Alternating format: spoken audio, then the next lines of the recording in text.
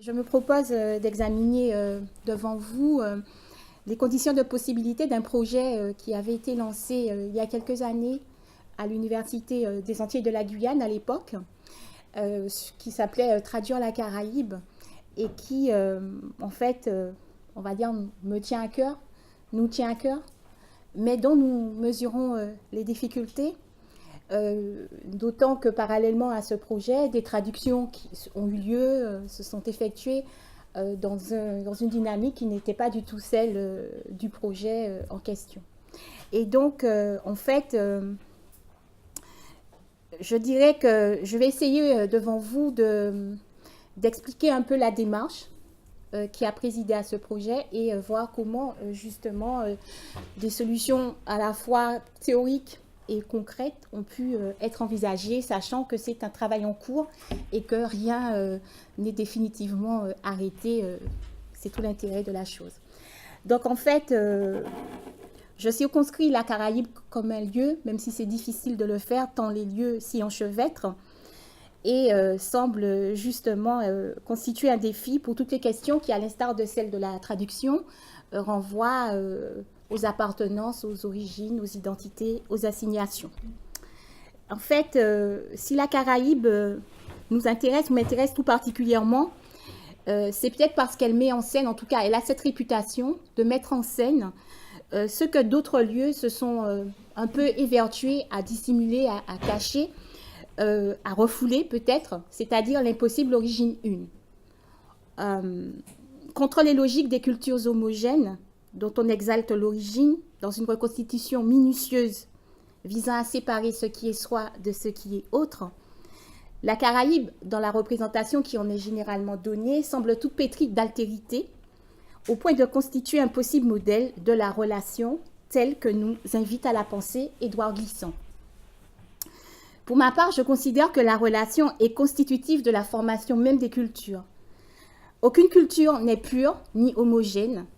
La jeunesse d'une culture s'opérant dans ce qui la relie depuis le départ à d'autres cultures, dans ce qu'elles se sont mutuellement appropriées, sans qu'aucune ne puisse dire « ceci est à moi, ceci est à toi », de façon exclusive. La créolisation caractérise donc, à mon sens, tout autant l'évolution des cultures que leur processus génétique. Pureté et unité originelle ne sont que des mythes recréés pour forger des communautés nationales. Il suffit d'évoquer par exemple le cas de la civilisation judéo-chrétienne qui a choisi de se représenter comme originairement coupée de la civilisation arabe, alors que ses fondements idéologiques et conceptuels reposent en grande partie sur des textes traduits de la culture arabe. Je renvoie en particulier à l'atelier d'Alphonse X. Je suis médiéviste, j'ai beaucoup travaillé sur les manuscrits d'Alphonse X, et en fait, on se rend compte de cette espèce de renvoi au dehors de quelque chose qui aurait pu constituer aussi. Donc tous ces jeux nous amènent à considérer qu'il y a des postures et que finalement, lorsqu'on dit qu'une culture est métissée, on est en fait dans une forme de tautologie. Et donc j'appliquerai la même chose aux langues. Donc c'est pourquoi je tiens à indiquer d'emblée que dans la dynamique de réflexion du projet, la Caraïbe était à la fois considérée comme un lieu, mais aussi comme une figure archétypale en quelque sorte, non pas laboratoire de ce que pourra être le monde, mais témoin exemplaire, si l'on peut dire, de ce qui dut se passer à l'origine, mais que l'on ne voulut ou qu'on ne sut pas voir, et qu'il convient désormais d'apprendre à regarder en face. Traduire la Caraïbe ne se confond donc pas seulement avec la mise en œuvre d'une démarche ou d'un chemin qui viserait à traduire des textes caribéens, mais qu'il s'agisse d'essais, même si je n'aborderai pas la dimension conceptuelle, ou de textes littéraires, mais vise aussi à proposer une réflexion plus profonde sur ce que la Caraïbe, en tant qu'espace impossiblement originaire, nous dit en soi de la traduction, des transferts et des relations entre langue et culture.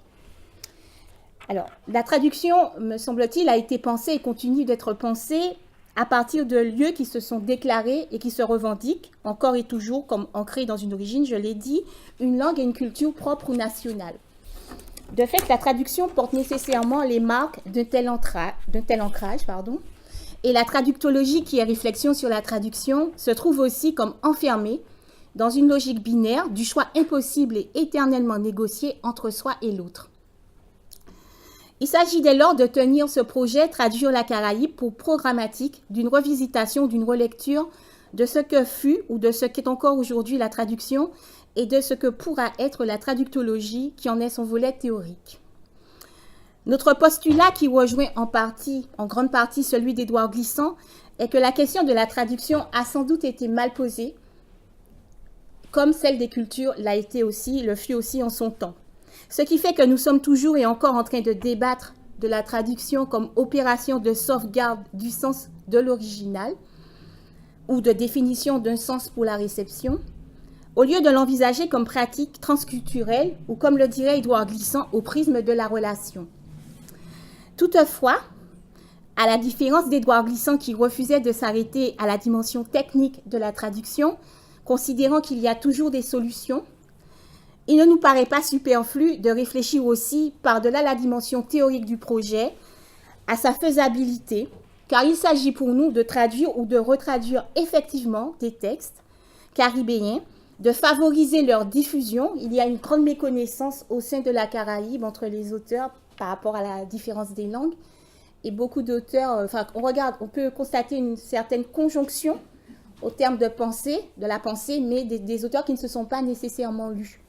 Et donc, quand on regarde les dates, c'est frappant de voir que des essais ou des œuvres littéraires ont été produits en même temps, à la même époque, dans des langues différentes, avec des convergences extrêmement fortes sans que les auteurs se soient lus. Et pour moi qui ai travaillé pendant 22 ans à l'Université des Antilles et de la Guyane, il était impressionnant de voir comment le département d'anglais, département d'espagnol, département travaillait comme si chaque littérature était en soi une entité. Voilà. Et nous avons pu décloisonner en faisant justement un master commun. Et en fait, même les auteurs de la créolité, je travaillais avec Jean-Bernabé, Raphaël Confiant, étaient surpris de voir que, par exemple, dans la littérature espagnole, hispano-américaine, un auteur comme José María Alguedas, dans Los Ríos Profundos, pratiquait bien longtemps avant eux ce mélange du quechua et de l'espagnol. Donc, en fait, c'est extrêmement important d'arriver à passer aussi du théorique au concret, je ne sais pas comment dire, au réalisé, pour permettre cette diffusion et cette meilleure connaissance mutuelle au sein de la Caraïbe, qui reste toujours soit Caraïbe francophone, soit Caraïbe anglophone, soit Caraïbe hispanophone, etc. Et donc voilà, donc c'est pourquoi...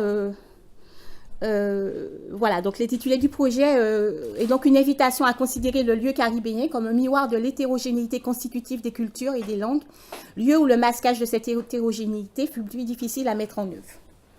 Alors, dans ce lieu, être né aux îles ne confère nulle autochtonie consacrée, mais l'assurance d'une formation composite inscrite dans le mot créole, criolio, criolou, qui est aussi celui de la langue qui s'origina en cet endroit, que cette langue soit perçue comme entité autonome, par exemple le créole des Antilles françaises, ou comme variation de la langue europhone qu'a des Antilles hispanophones, quand on parle d'espagnol cubain, etc. Donc la variation à l'intérieur d'une langue dite standard qu'on connaît. Donc, s'il en est ainsi, et donc si justement la question de l'autochtonie, et je vous renvoie au dernier ouvrage de Jean Bernabé sur la dérive identitariste, qui revoit justement à partir c'est un agrégé de lettres classiques, donc à partir de l'étymologie, mais aussi dans d'autres approches linguistiques, sociologiques, etc., toutes ces questions d'identité, d'autochtonie, de choix qui ont été faits entre ipse, idem, etc., qui ont abouti à ces conceptions identitaristes que l'on voit se développer, c'est que la question dans cet espace, la question des textes fondateurs reste posée et ouverte. Elle ne saurait être tranchée avec assurance entre les mythes amérindiens inscrits dans des textes comme le Popol Vuh, le journal de bord de Christophe Colomb, la Bible, les récits des premiers missionnaires, les divinités vaudou, yoruba, etc. Je ne vais pas développer davantage. Il n'y a pas une origine assignée, mais des origines, des choix d'origine, des possibilités d'origine multiples. Donc cet enchevêtrement d'origine possible a mis au cœur du débat la question des fondements de l'identité. Alors, si on retient la terminologie de Jean Bernabé, nous dirons des identifications possibles ou des choix d'appartenance plutôt qu'identité, qui sont en tout cas apparus de façon chronologique ou concomitante, alors je ne vais pas revenir sur tous les débats identitaires qui ont agité la Caraïbe, mais on peut dire en gros qu'il y a eu des dénis, divers dénis, le déni par exemple de l'africanité ou sa valorisation à travers la négritude, celui de déclarer, on va dire, solidaire l'ensemble des composantes, donc je revois l'antillanité et la créolité, et autant de postures identitaires qui ont été explorées et dont la littérature de ces espaces porte la trace. Parce que ces questions identitaires ont finalement induit des prises de position par rapport à la langue, héritée de la colonisation. Posture essentialiste conduisant à rechercher la langue la plus apte à exprimer l'être caribéen. On connaît dans quelle langue écrire, créole ou français, notamment dans les Antilles francophones. Posture fétichiste, qu'on pourrait dire fétichiste, pardon, de fascination envers la langue française, d'Aimé Césaire, par exemple. On pourrait y mettre aussi Carpentier. Cette langue française qui, chez ses auteurs, est travaillée dans ses arcanes gréco-latines et pas en relation avec le créole, comme ça peut être le cas chez les auteurs de la créolité, tels Chamoiseau, Confiant. Et puis on a une posture relativiste, écrire dans n'importe quelle langue en ouverture à toutes les langues du monde, qui est celle d'Édouard Glissant. Donc en fait, on y retrouve un peu de tout, et l'intérêt justement de la Caraïbe, c'est que les assignations définitives sont difficiles, et ça permet d'explorer la complexité du rapport au monde, du rapport aux langues et du rapport à l'autre, notamment. Dans tous les cas, écrire suppose, en ce lieu caribéen archétypal, une problématisation de la langue, qui passe non seulement par un questionnement de la langue d'écriture, mais aussi, voire surtout, par une réflexion sur les modalités de réécriture de la langue. Il s'agit de réécrire, en quelque sorte, la langue europhone, et en fait, de créer, comme tout écrivain, une langue étrangère dans sa propre langue, mais à partir de cette réécriture de la langue europhone qui la rend à la fois méconnaissable et reconnaissable. Donc on revient aux problématiques du dépaysement, de l'étrangeté qui ont déjà été évoquées. Alors, je vais aborder donc l'une des phases intéressantes, c'était le questionnement que nous avons eu. Qu'est-ce qui explique en fait que la traduction a été pensée fondamentalement comme dépendance, comme copie, etc. Et comment on pourrait tenter de la redéfinir autrement pour aller sur des positions qui pourraient être données, on va dire, une assise, je ne vais pas dire scientifique, mais plus théorique, enfin non pas théorique, une assise fondée sur d'autres éléments que ceux de Glissant, mais qui rejoindraient sa position. Enfin, je ne sais pas si je suis claire, hein, mais bon, oui, d'accord. Alors, on est parti du principe que ce sont des banalités, mais que beaucoup de génocides, beaucoup d'atrocités, tout ce qui a été commis, en fait, c'est une peur de l'altération, c'est une peur de la perte de ce que l'on considère être soi, et on se pense en fait unidentitaire, pour reprendre une expression de Marc Répon.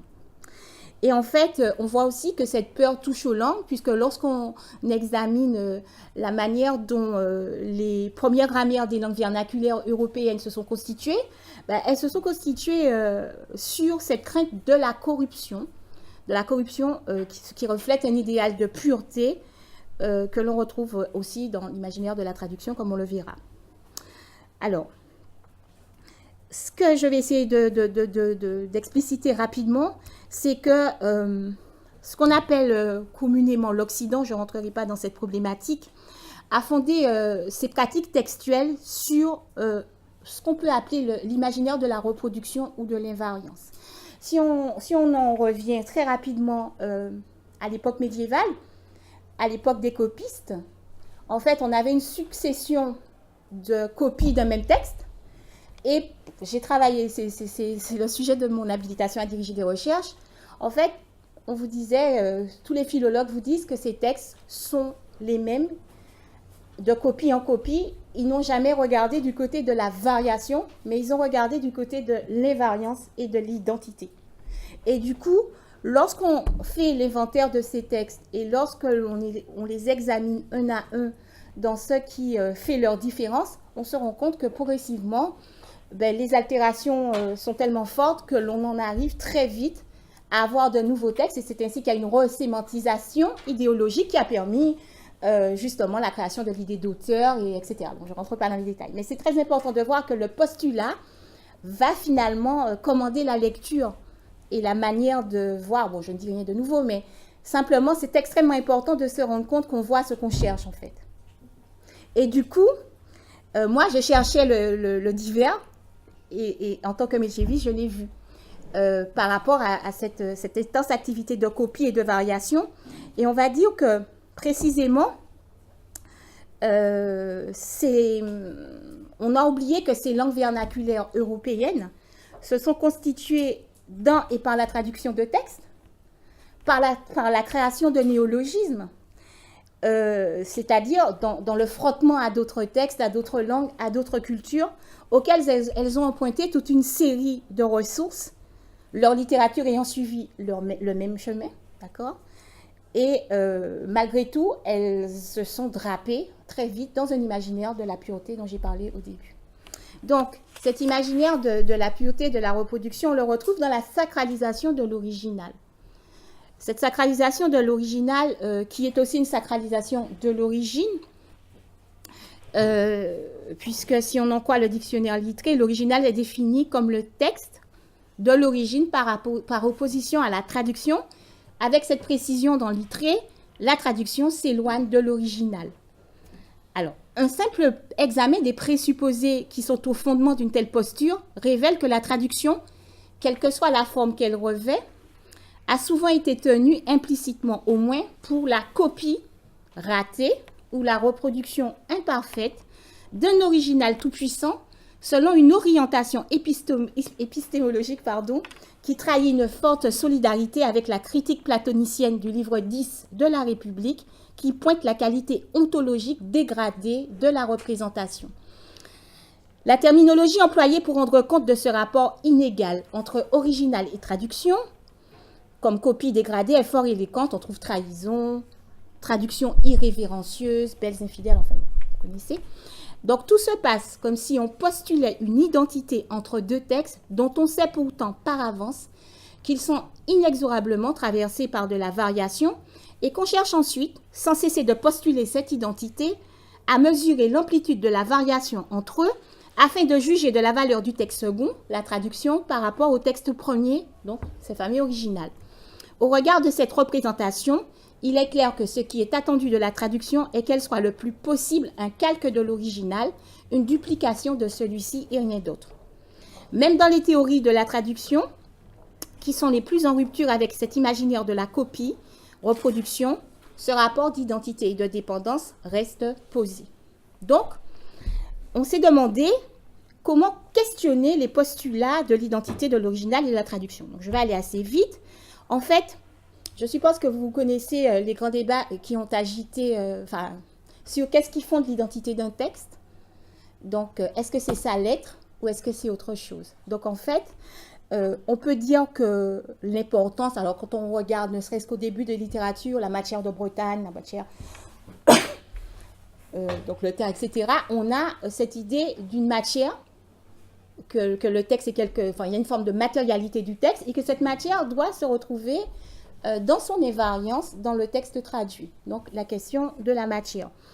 Et donc, qui renvoie aussi à l'identité du texte contenue dans sa lettre, ce qui fait que on peut comprendre les réticences à traduire la Bible et donc à altérer en quelque sorte l'identité littérale du texte. Je vous renvoie à Steiner, à George Steiner.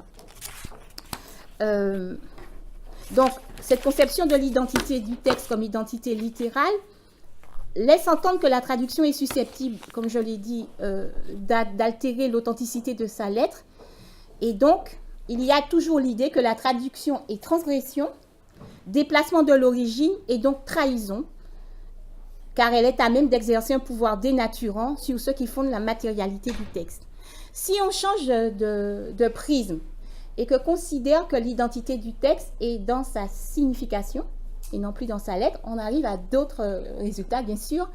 Et je vous renvoie à l'expérience de Borges dans Pierre Ménard, auteur du Quichotte, où en fait Borges, on va dire, imagine un Pierre Ménard, un scripteur Pierre Ménard qui, je cite, je traduis, qui aurait voulu écrire, il ne voulait pas composer un autre Quichotte, ce qui serait facile, mais le Quichotte lui-même. D'accord? Et donc, il se proposait, son admirable ambition était de produire des pages qui coïncideraient mot pour mot et ligne pour ligne à celle de Miguel Cervantes. Et donc, la question, est-ce qu'il s'agit du même texte ou est-ce qu'il s'agit de deux textes différents?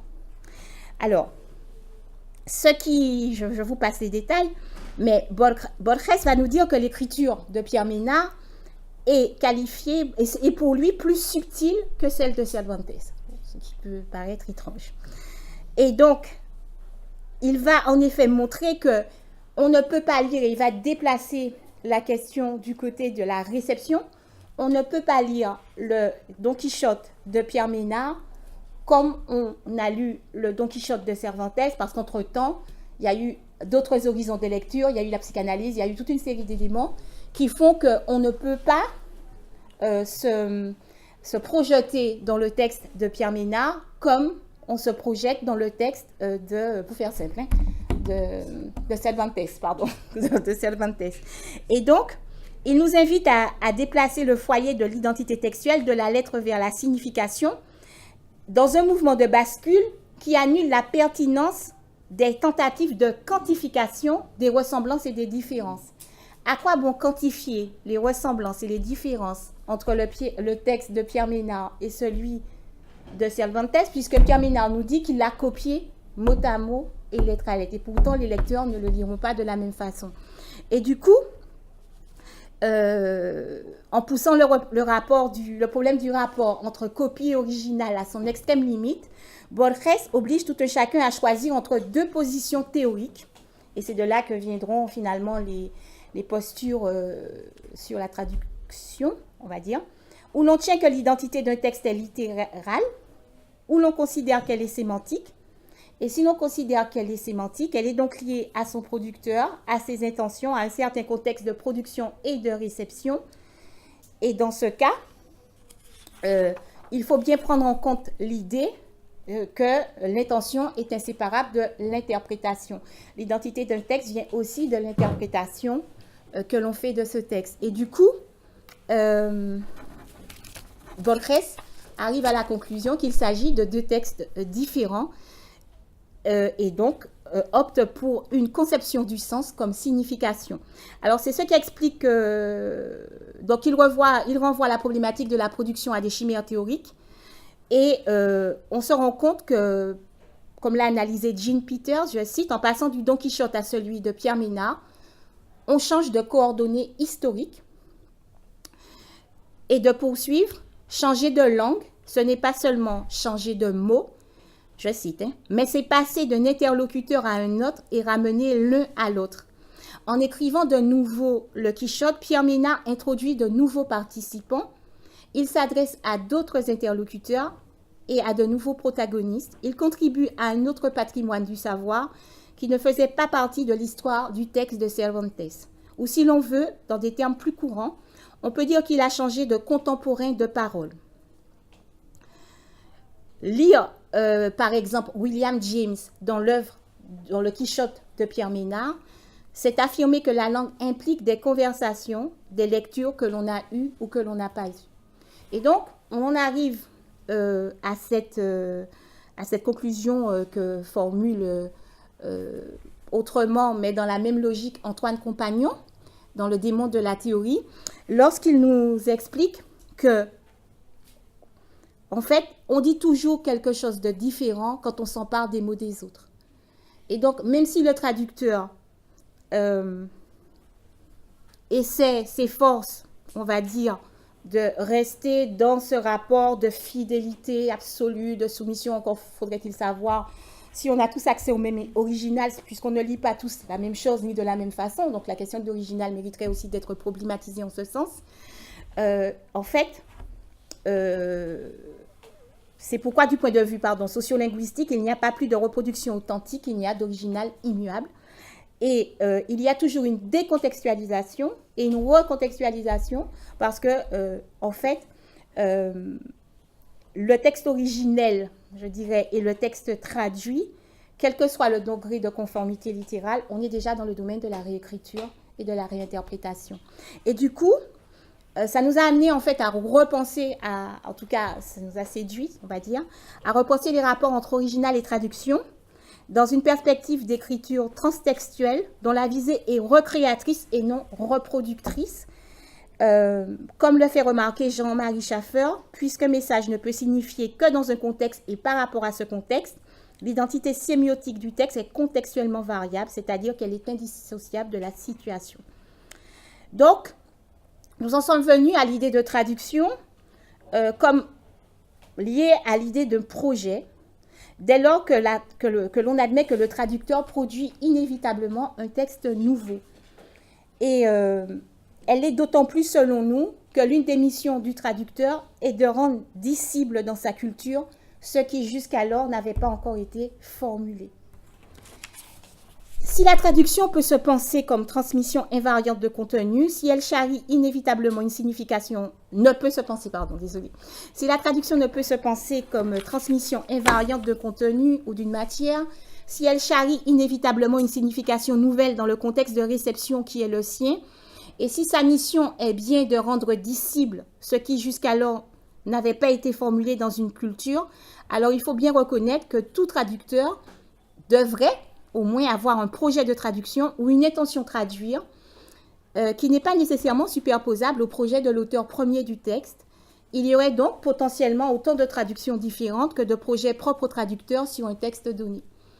De fait, repenser la traduction en termes de projet donnant lieu à un objet sémiotique nouveau permet de sortir de l'impasse de la variation et de l'invariance. Si on pose d'emblée que toute traduction produit, pour toutes les raisons évoquées, un texte autre avec une signification autre, inévitablement en rupture avec celle du texte originel, l'intérêt se porte non plus sur la capacité du traducteur à reproduire un texte dans une autre langue, mais sur son aptitude à exprimer ou exhumer, je reprends ici une expression de Glissant, les invus de sa langue et de sa culture. Alors en fait, nous avons pris le parti de considérer avec Borges que l'identité du texte réside dans sa signification et d'interroger les processus traductifs à l'aune du double critère de la signification et du projet. Dans ces perspectives, les rapports postulés entre les deux textes, le texte originel et la traduction, ne sont plus uniquement des rapports d'identité et de dépendance. Le changement de paramètres interlocutifs coextensif à la traduction fait entrer un texte dans un environnement culturel autre, dans une histoire interlocutive différente et contraint la langue dans laquelle s'effectue la traduction à puiser en elle-même ou dans d'autres langues les ressources nécessaires à cette transposition active qui modifie d'emblée la signification du texte premier. Si on prend par exemple l'exemple du texte de Patrick Chamoiseau, Chronique des Sept Misères, et que l'on examine la réalité du dorlis, donc le dorlis dans la culture antillaise, c'est une sorte d'incube, on pourrait dire, qui agit durant la nuit, en pénétrant dans les chambres des jeunes filles vierges, en passant apparemment par les murs, enfin on ne sait pas trop, en tout cas les portes sont fermées, afin d'abuser d'elles. Alors, pour prévenir les méfaits du dorlis, les jeunes filles dorment avec un slip rouge ou noir à l'envers et une paire de ciseaux sous leur oreiller. Mais si elles ont oublié, voilà, malheur à elles. Donc, dans les Chroniques des Sept Misères, Chamoiseau met en scène Dorlis et surtout le fils d'un dorlis. Et le fils d'un dorlis, donc une fille abusée dans la nuit qui tombe enceinte du dorlis, voilà. Et ça fait partie, on va dire, des choses qui ne choquent pas du tout dans la culture antillaise, ça fait partie du réel. Et du coup, on peut se demander comment cette réalité même du dorlis telle qu'elle est perçue et vécue aux Antilles pourrait être transposée dans des cultures où la catégorisation du réel établit une nette coupure entre ce qui est, entre guillemets, naturel et ce qui est surnaturel, ce qui est vraisemblable, ce qui ne l'est pas, etc. Comment le traducteur du texte peut-il rendre dissible dans sa culture cette réalité du Dorlis? À partir de quelles ressources cherchera-t-il à manifester la catégorisation différente du réel caribéen en imposant cette catégorisation quelque part à sa culture, ou essaiera-t-il ou sera-t-il piégé et y aura-t-il finalement une sorte de renforcement d'une dimension potentiellement folklorisante du texte, etc. Donc, dans tous les cas, les lectures qui pourront en être faites feront entrer en résonance de manière singulière à chaque fois les textes qui appartiennent à l'histoire de cette culture et qui prennent par exemple le primat de la raison, avec ce texte de Chamoiseau qui présente le personnage dont tout le monde sait à Fort-de-France qu'il est le fils du Dorlis, sans que cela n'étonne personne.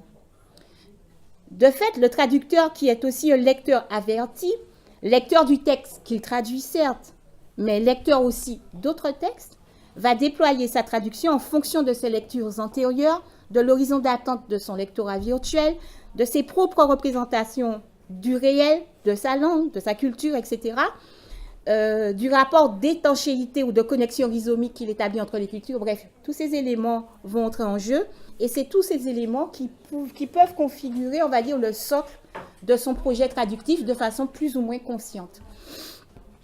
Alors, l'une des caractéristiques des auteurs caribéens dans l'ère francophone, donc je vais m'intéresser plus spécifiquement à ce qu'on a pu appeler la littérature de la créolité, mais on trouve aussi des exemples comparables dans les aires anglophones et hispanophones. Donc, l'une de leurs caractéristiques, c'est d'écrire entre les langues ou à l'intérieur des langues.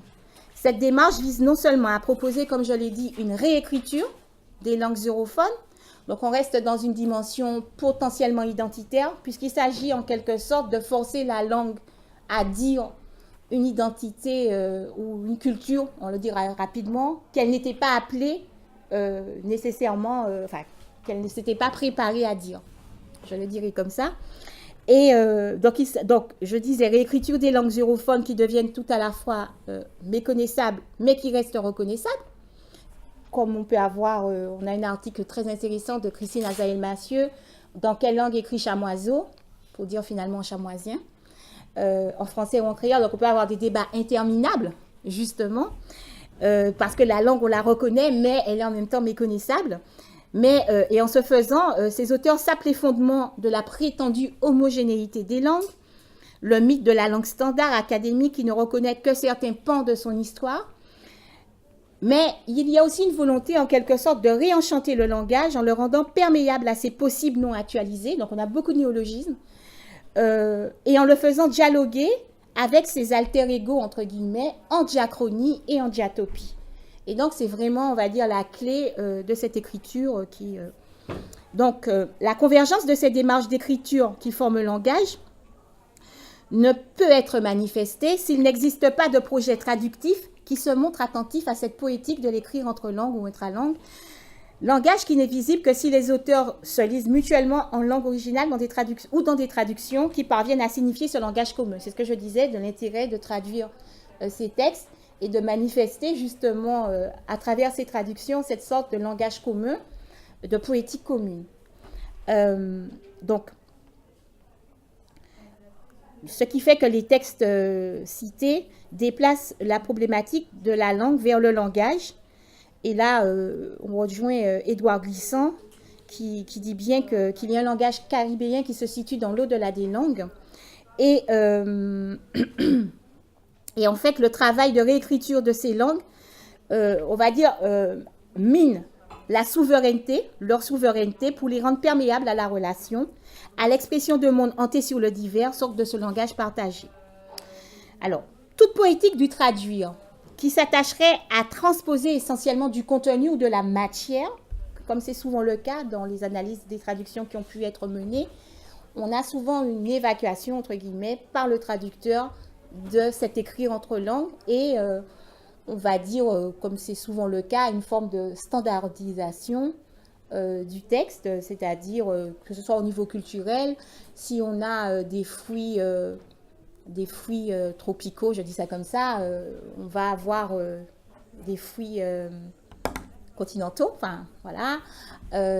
Si on a des mots qui renvoient à la manière de dire telle chose, on va avoir une standardisation et ce travail, cette politique de l'écrit entre langues est souvent gommée quand il n'y a pas simplement des pans de texte qui ne sont pas traduits parce que trop compliqués, etc. etc.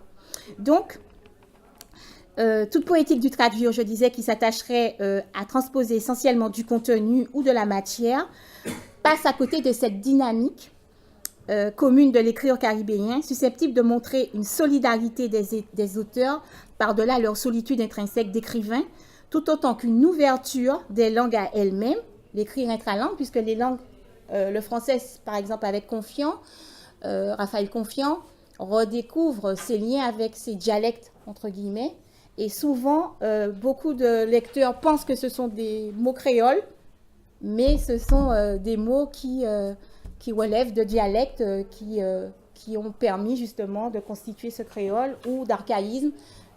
Voilà. Et en fait, cette difficulté à identifier de quelle langue il s'agit montre à quel point on a oublié l'épaisseur diachronique, diatopique, enfin voilà, de la langue et comment on reste figé dans une image en synchronie et assez pauvre finalement, puisque presque chaque jour on perd, notre vocabulaire s'appauvrit. Et en fait, on peut dire que ces auteurs, et j'y inclus néanmoins Césaire, même si le travail est différent, qui a redécouvert en fait le socle de gréco-latinité de la langue française, ses résonances d'africanité, etc., ou l'indo-européanité. Enfin, ils font un travail où ils cassent, entre guillemets, les frontières, ce qui pourrait apparaître comme les frontières de ces langues, et ils invitent le lecteur à redécouvrir les ressources et les potentialités de ces langues, qu'ils les connaissent ou pas. Donc cette capacité qu'ont ces auteurs en mettant en œuvre une telle poétique de l'écrire entre langues, à casser les verticalités des diglossies ou autres cloisonnements, mérite d'être soulignée. En effet, certaines langues dont on ne peut nier qu'elles sont dominées ou méprisées, je pense au créole par exemple, ou aux variantes vernaculaires d'autres langues, sont aussi des langues sans lecteur, comme le disait Catherine Détry. Et en fait, ces auteurs utilisent en quelque sorte les langues véhiculaires comme cheval de Troie pour faire entrer ces langues qui sont pas interdites de littérature, mais qui sont difficilement littérarisables avec un lectorat, je veux dire, parce qu'il y a des écrits en créole, mais ils ne sont pas lus.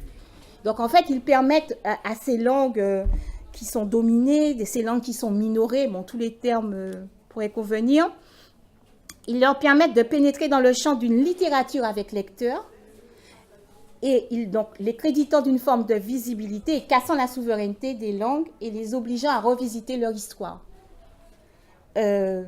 Donc, la question qu'on s'est posée, c'est comment expliquer que tant de traducteurs ignorent superbement cette poétique de l'écrire entre langues et reviennent, font le choix plus ou moins libre ou contraint, en tout cas intransigeant, d'une poétique du traduire dans l'entre-soi d'une langue souveraine, rappelée plus que jamais dans sa prétendue pureté et homogénéité. J'en ai presque fini, rassurez-vous.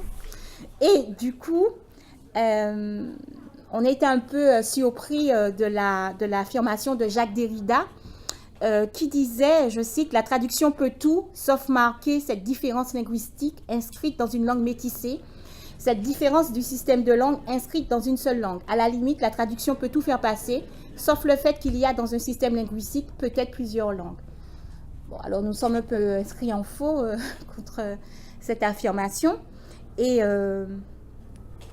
nous l'avons comprise à la lumière de ce refus du renoncement dont parle Glissant, quand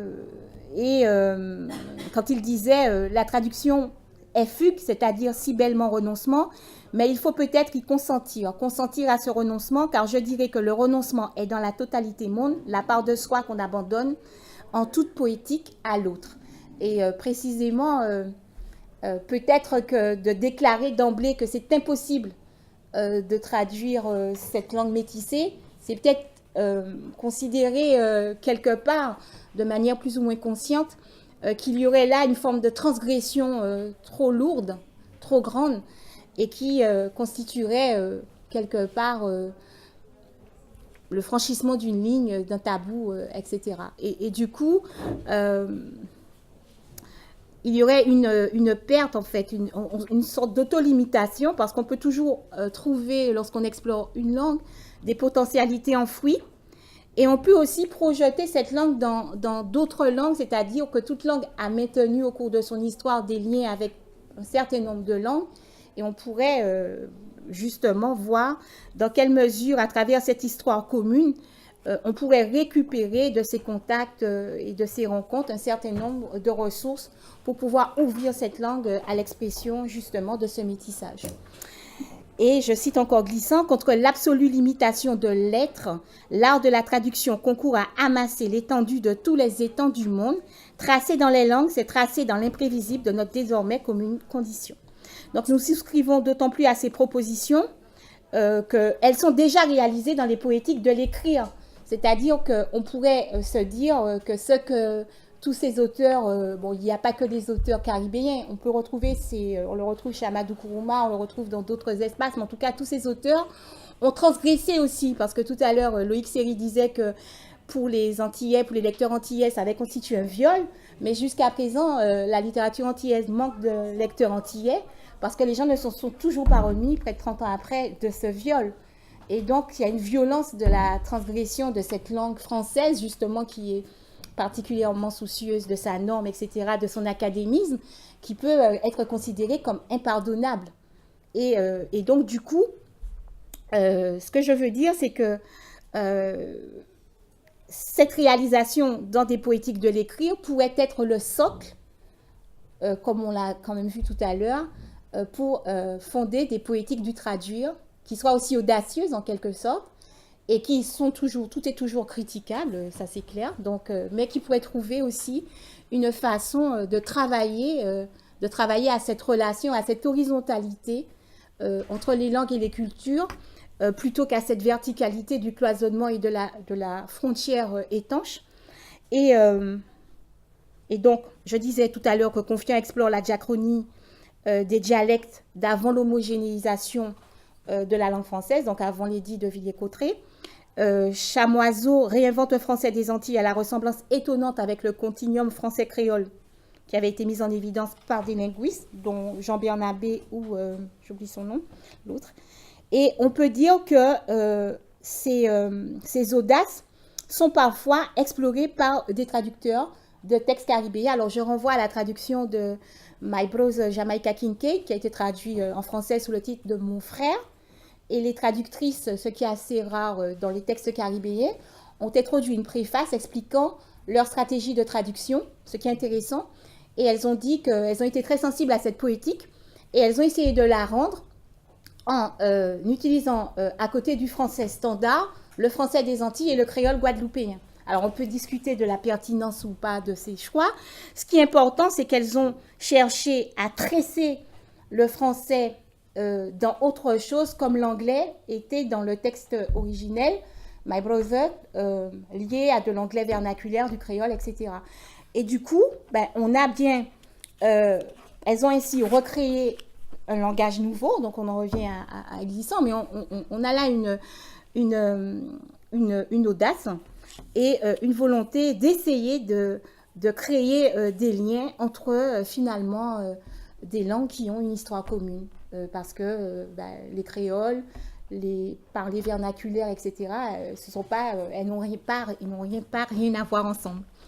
Et donc, ce choix est trop souvent rare, donc cette audace était très rare. Donc, les traductions que j'ai pu analyser avec mes étudiants ou que les étudiants ont pu analyser dans leur devoir, dans leur mémoire de master ou de thèse, ont montré qu'en général, comme je vous le disais, on n'a pas du tout cette dynamique, mais qu'on a plutôt une restandardisation, des pans de texte qui ne sont pas traduits, ou des calques avec des notes, etc., qui traduisent souvent des contresens. Donc, même si on n'est pas dans la quantification, même s'il ne s'agit pas de regarder ce qui est semblable et ce qui est différent point par point à la loupe, ce qui est important, me semble-t-il, c'est qu'il y a une sorte... il y a quelque chose de manqué par rapport à la poétique de l'auteur premier. Et alors... Là où on n'a pas totalement rejoint Édouard Glissant, c'est quand il disait finalement de ne pas s'occuper des traductions. Alors, il n'a pas totalement tort. Les traductions se font et finalement, comme on ne peut pas contrôler quand on est un auteur les traductions dans les langues qu'on ne lit pas, il disait à quoi bon les contrôler dans les langues qu'on lit. Et donc, c'est vrai qu'on pourrait dire que toute traduction est bonne à prendre, puisque quelque part, la traduction, c'est du décloisonnement, c'est de la relation, mais il nous semble quand même qu'on peut voir dans une certaine manière de traduire une machine à refabriquer de l'un et du même. Là où, au contraire, la démarche des auteurs était de s'inscrire dans une dynamique de décloisonnement, d'ouverture, du diversel. Et du coup, il nous semble, on va dire, légitime que le traductologue puisse aspirer à accompagner des traducteurs dans l'audace et dans, on va dire, la rupture des frontières. Alors, pour ce faire, il faudrait que les traducteurs soient perçus ou se perçoivent eux-mêmes comme des réécrivains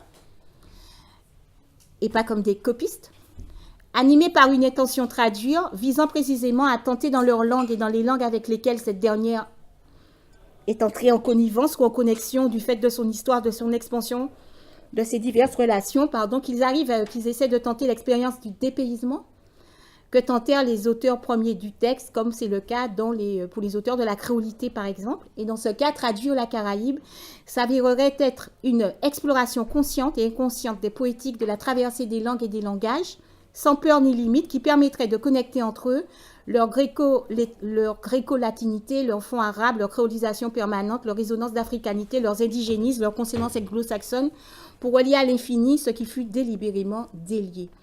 En ce sens, le projet Traduire la Caraïbe, décliné concrètement à partir d'un corpus choisi de textes développant une poétique de l'écrire entre langues ou intralangues, serait une forme de prototype exploratoire de la traduction-réécriture, pensée non plus comme défaite du texte traduit, mais comme alternative polymorphe et revivifiante du texte original, trouvant ses ressources dans les potentialités des langues et des faisceaux de langues ou variétés de langues en connexion.